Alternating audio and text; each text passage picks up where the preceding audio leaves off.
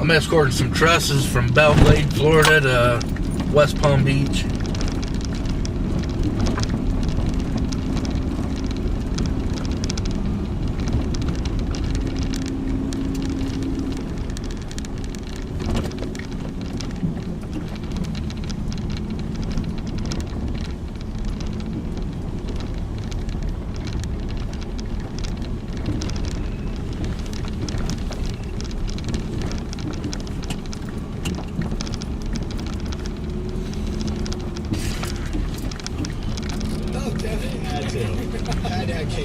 The headlights turn on, Mike.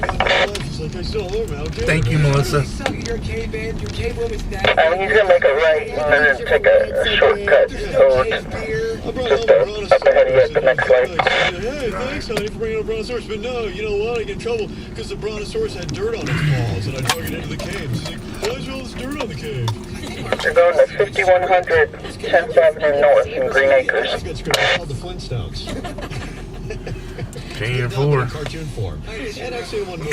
Right. Yeah, so it really kind of has. But it is kind of interesting because apparently what you saw in the Flintstones is pretty much the real deal. Something else, I'm going to be talking here in a minute with Shelly. Now, this kind of goes along the whole lines of like, okay, guys, how henpecked do you need to be? Where does a guy have his own rights to make his own decisions and be like, you know, this is my castle. These are my testes. I will wield them and I will do what I want to do because I am man.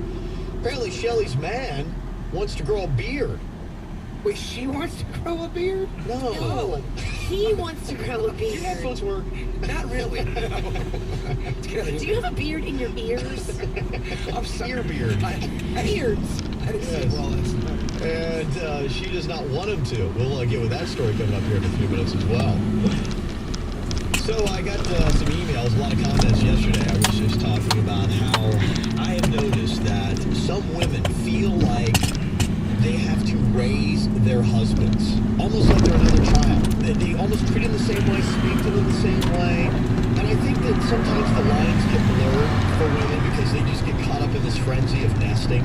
And all they see is obligation, obligation, obligation, obligation. And the husband gets grouped in with the pack of the rest of the kids. And then a lot of times he gets like, wait a minute, are we kind of supposed to be on the same level? Why are you talking to me like I'm a child? And guys will, I hear guys complain about that. I complain about that, saying, look, I'm not a kid. Don't talk to me like I'm a kid. You know, yes, I took my shoes off. I got a soda. I cracked it open. It was sitting on the counter, and I didn't put it away because I went to the bathroom. So, but it doesn't mean you have to yell at me like I'm a child. I think you might have to get in front of him, and when you get towards that sugarcane plant, then you make a left. We're making a left right here. Yeah, I think it's only a 2-lane road, so you might have to get in front of him. One of the emails that I got at kvjshow.com says, hey, I'm commenting about the wife feeling like she has to raise her husband as a child. Now, I'm engaged, and sometimes I do feel like I have to kind of mold my fiance's habits. Now, the things that drive me nuts, he leaves his clothes on the bathroom floor or our bedroom floor.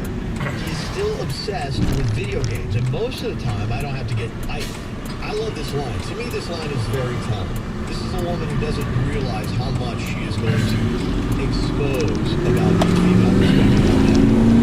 Most of the time, I don't have to get upset at it. Like I said, I think it's like a stop sign you come up to, but I remember there's like a sugar plant, and you make a left. I think women feel like they're having why do they have to feel like they gotta get upset? Why can't you just talk to them? Why do you say it's a person?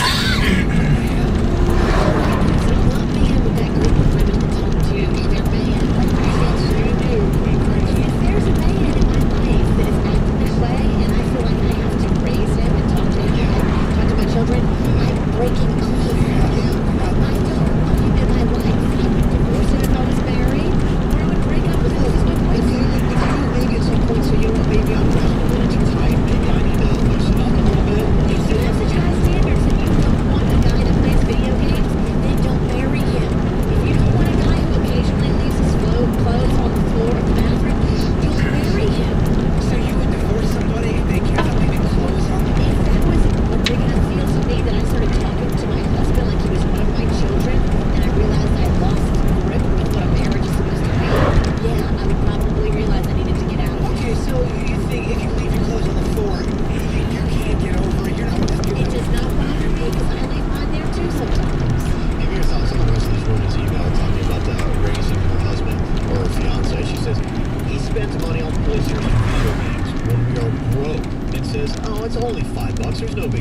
Really? Really? It's no big deal?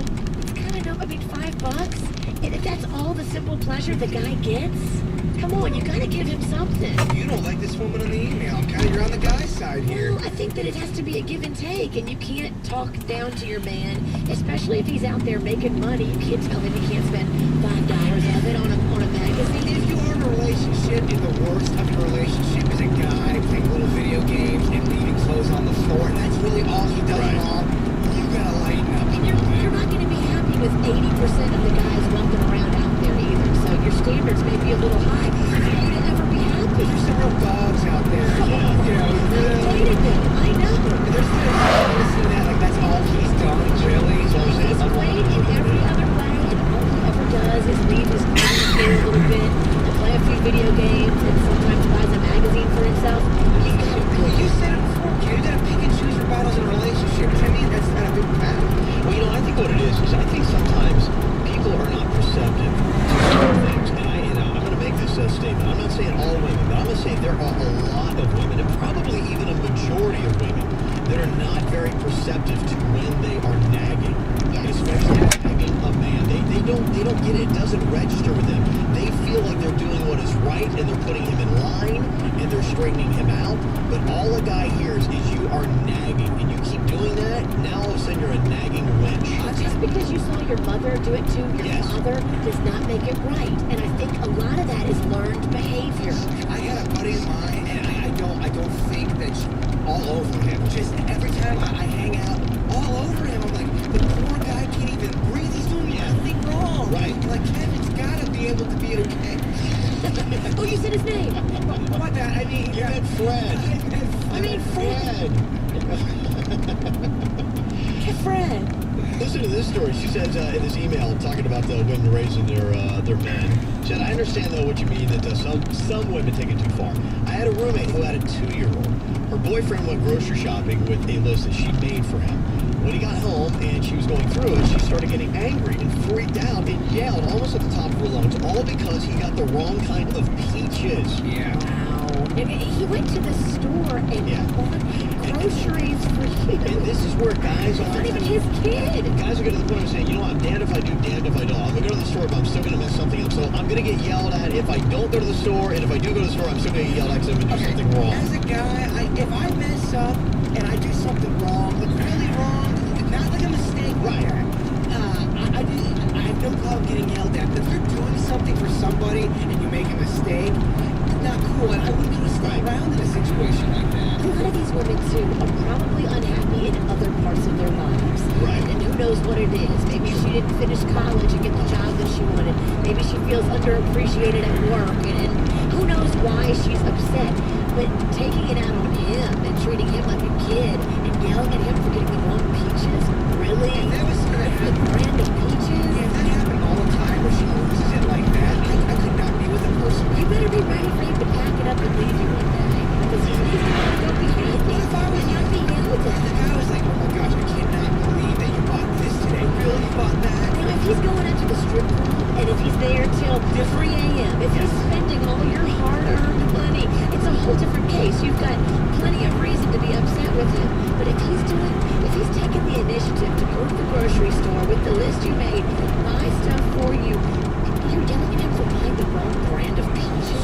Yeah. You get yelled at, peaches, lighten up, ladies. That's right. Well, what they're saying is apparently this is something that is not new. There's a study that has found evidence of quote-unquote alpha cave women calling the shots in the prehistoric household. They say the discovery could reverse the belief that men were the aggressive, violent go-getters in the relationship between the sexes. You always have that analogy of the guy dragging the woman in by her hair. But they say it probably was kind of the other way around. They say that it was kind of like the woman back then. Let's say clubbing were around. And I don't mean like over the head. That it would be basically the woman who would go out and look for the man and then basically drag him back. So we've always ruled the world, no matter what. We just trick ourselves into thinking women have always ruled the world. Yeah. Sympathy and meltdown. No, It's mild meltdown. They say that something happened to species in evolution right around maybe 1.7 to 2.4 million years ago. where things have kind of changed a little bit. But this is something that you've seen, and there might be something that's just dialed into women that make them feel this way, like they've got to, in a sense, make men subservient. I think it was something that, you really look at the history of mankind. If you go back to cavemen and women, all that kind of stuff, like the 40s and 50s and all that kind of stuff, yes, it was men running the household and deer and this and that. But other than that, I mean, there may be a lot of history with women kind of ruling the roost, and it's because they can't help Yeah, themselves. it was the 40s and the 50s, not the 60s. That was free love. Everyone was